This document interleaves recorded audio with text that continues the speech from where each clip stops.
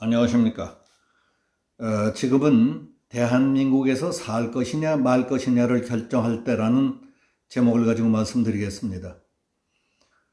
선거가 끝난 직후부터 4.15 총선 결과를 석연치 않게 바라보던 사람들이 공정선거연대, 시민단체, 선관위, 유튜브 등에 산발적으로 제기하던 의혹들은 수그러들기는커녕 날이 갈수록 국내외적으로 점점 더 불려지고 있습니다. 개표하던 날 자정이 넘어서까지 리드하던 사람들이 사전투표를 까자 더불어민주당 후보에게 역전패당하는 모습을 보며 밤잠을 못 자고 지켜본 사람들이 많았습니다. 그러나 막판 뒤집기로 이기는 사람들이 호남 지역을 제외한 수도권과 영남, 충청, 강원 지역 등에서 40명 가까이 됐습니다. 그렇게 아슬아슬하게 막판 뒤집기로 패배를 했어도 통합당에서 문제를 제기하는 사람이 하나도 없는 듯 하더니 민경욱 의원이 많은 국민의 관심과 의혹을 풀기 위해서라도 확인 절차를 밟겠다며 투표함 보존 신청을 했습니다. 민경욱 의원은 선관위는 법을 어기고 막대 모양의 바코드 대신 QR코드를 사용했다. QR코드에 개인정보가 입력돼 있다면 비밀투표 원칙을 위반한 선고 무효에 해당한다고 말했습니다. 민 의원은 29일 기자회견을 통해 선거관리위원회는 왜 사전투표에만 QR코드를 적용했는지 그 법적 근거와 분명한 목적을 공개해달라. 중앙선관위는 QR코드와 관련된 수많은 의혹 해소를 위해 코드 내용과 코드 생성기 소스, 해독기 소스와 함께 QR코드 공개 시연을 요구했습니다. 민 의원은 또 페이스북에 올린 글에서 비례대표의 표도 대거 조작한 의혹이 불거졌다. 우리공화당, 친박신당, 국가혁명배금당, 배당금당, 새벽당, 기독교 자유통일당의 표가 대량 빠져나간 걸로 보인다. 이제 그 정당들까지 이번 투쟁에 가세하게 됐다고 밝혔습니다. 민 의원은 이날 중앙선거관리위원회 조혜주 상임위원과 박영수 사무총장 등에 대해 공직선거법 위반, 공무상 비밀 누설 등의 혐의로 고발장을 접수시키기도 했습니다. 또 하나 지나쳐버릴 수 없는 것은 중앙선거관리위원회의 선거통계 시스템에 공개된 4.15 총선 개표 결과에는 지역구 관내 사전투표 10곳, 비례대표 관내 사전투표 결과 27곳 등에서 선거인 수보다 투표자 수가 더 많은 사례가 확인됐습니다. 비례대표 사전투표에서도 선거인 수보다 투표자 수가 더 많은 사례가 확인돼 의혹이 추가됐습니다. 선관위로서 입장이 자꾸 난처해지는 것은 국내외 전문가들이 수리와 통계를 동원해서 치밀하게 분석해 본 뒤에 한결같이 4.15 총선 투표 조작 의혹을 제기한다는 점입니다.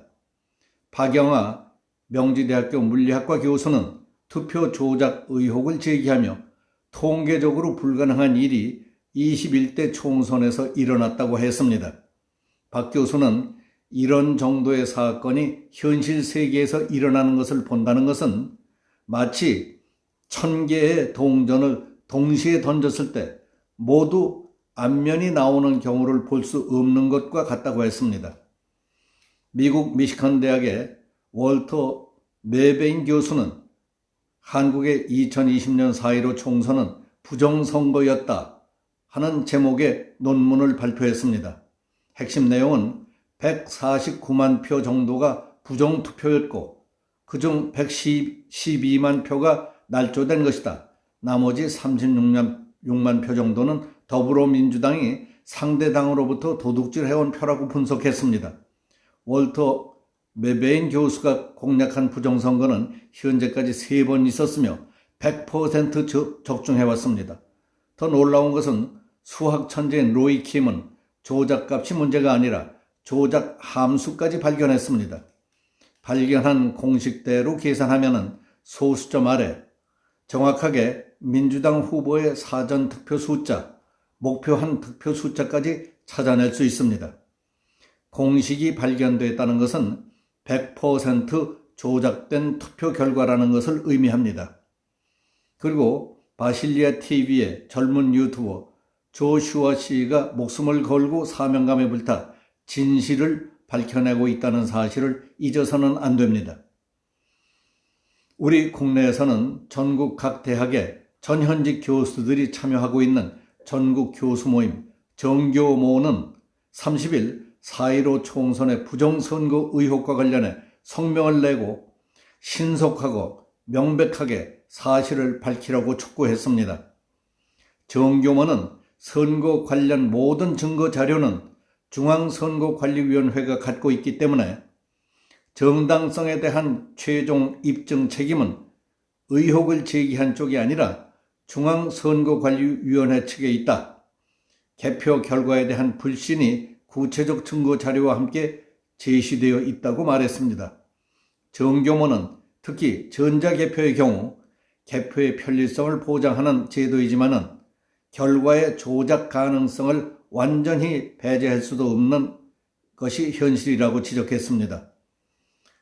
독일 최고재판소가 2009년 전자투표를 위헌으로 선언하면서 선거 과정과 결과와 관련한 결정에 관한 모든 본질적인 단계는 전문 기술 지식이 없는 평범한 유권자들에 의해 검증될 수 있어야 민주주의 원칙에 부합한다고 하는 판례를 제시했습니다. 이런 사례는 깊이 참고하고 배워야 할 조치라고 생각이 됩니다. 이렇게 많은 자료와 확실한 조작 숫자, 그리고 과학적인 공식, 세계적 관심이 쏠려 있는 상황 등을 무시하고 그냥 덮고 가자는 사람들이야말로 디지털 시대에 살아갈 의지조차 없는 문맹이요 어리석은 사람들이라고 생각됩니다. 국가와 미래도 생각지 않고 노예 근성에 젖어 있는 불쌍한 사람들입니다. 친북 주사파에 그렇게 판판이 속았으면서도 또 오물오물 넘기고 짐승처럼 살 수는 없습니다. 이쯤 되면 선거 불복, 선거 무효 선언을 하고 모든 걸 바쳐 나라 구하는 일에 나서야 하는 것 아닐까 생각이 됩니다. 그리고 미래통합당은 모든 걸 버릴 각오로 똘똘 뭉쳐 나라를 구하겠다는 일에 누구보다 앞장서야 한다고 믿습니다. 대한민국에서 살 것이냐 말 것이냐를 결정할 때라고 봅니다. 오늘 여기서 마치겠습니다. 감사합니다.